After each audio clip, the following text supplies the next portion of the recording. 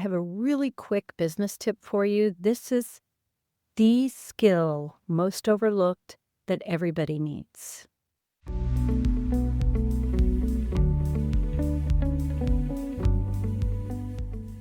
Okay, one of the things that typically they don't teach you in business school or college or trade school or wherever you went is how to recognize and trust your intuition.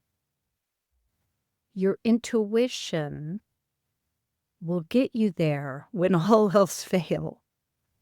We have a lot of questions and decisions on a daily basis that you need to make. A lot of relationships you have to navigate through. And it's your intuition, that gut feeling you get sometimes that you don't know how you know it, but you do.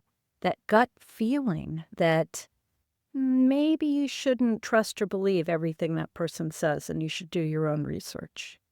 That gut feeling that even though all of these directions look comparable, you know which one you really should take. Your intuition is your best friend in business. Don't ignore it because it doesn't make sense on paper. Do your due diligence, do your research, and then check in with your intuition. Don't forget to hit subscribe, and I'll see you on the next video.